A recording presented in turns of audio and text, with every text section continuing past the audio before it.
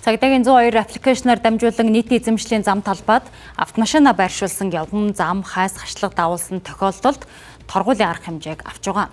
Гэвч автомашины зогсоол хомс зай талбай багтаа Улаанбаатар хотын хувьд зарим тохиолдолд торгуулийн арга хэмжээ тохирохгүй байгааг жолооч нар хэлж байна.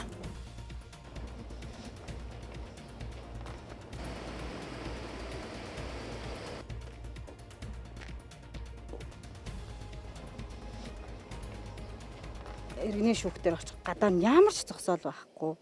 Хичнээн тойрно. Тэгээ машинаа орхино. Тэгээл зургийг авчин. Ер нь айгүй хэцүү байгаа. Ер нь бол иргэдэд бол нэлээд чирэгдэлтэй хохиролтой юм шиг санагдаад байгаа. Ер нь бол буруу шүү дээ. Ер нь бол төр ажилтай хүн байна, ажилгүй хүн байна тий. Амин шаардлагатай ажилд явж байгаа өчнөл байгаа шүү дээ. Энэ дэлгүүрээс юм авах гэж зогсож байна. Хөглөөл. Би ойлгохгүй л юм. Зүгээр энэ чинь зогсоод байдгийг голомжоор ч ингээд зогсох газар олдохгүй шүү. Нэгдүгээр нэг зогсох газар байхгүй. Тэгэхээр чин тэр гэрийнхээ гадаа нэг газар зогсоод хашлаган дээр дугуй даваалаад тавтал торгуулж ичээд байгаа. Одоо тэр чинь айгүй их мөнгө олох гэсэн үг шүү дээ. Одоо гэрийнхээ гадаа би гэрийнхээ гадаа 4 удаа торгуулсан. Цагдаагийн 102 аппликейшн ашиглалтанд орсноос хойш нийт 3 төрлийн зөрчилд арга хэмжээ тооцож байгаа. Гэвч зарим тохиолдолд торгуулийн арга хэмжээ авах нь хатуудсан шийдвэр болоод байна. Хэрвээ тухайн жолооч өөрийн зөрчлөө хүлээн зөвшөөрөөг тохиолдолд дүүргийн эрүү иргэний хэргийн хялбар ажиллагааны анхан шатны тойргийн шүүхэд хандах боломжтой. Гэвч цаг зав ажлын байдлаас шалтгаалаад шүүхэд хандах боломж тэр бүр гардаггүй байна.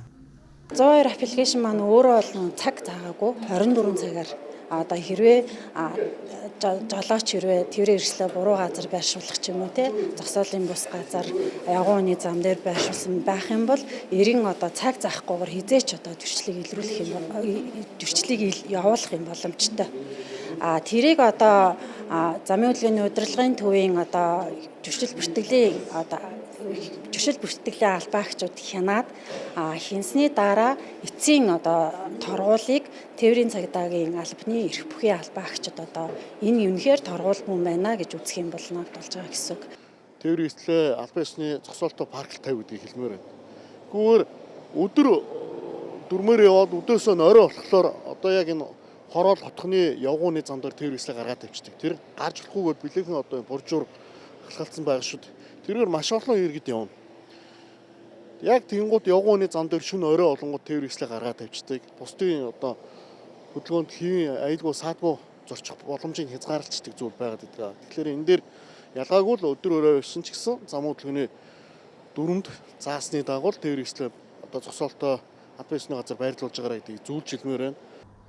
Тээврийн цагдаагийн албанаас нийт 74,600 зөрчилд хариуцлага тооцож торгуулийн арга хэмжээ авчээ. Гэхдээ торгуулийн арга хэмжээ авахаас өмнө зогсоод талбайн хүртээмжийг нэмэгдүүлэх тус асуудал яагаад үүсэж байгааг уг үндсээр нь шийдвэрлэх шаардлагатай.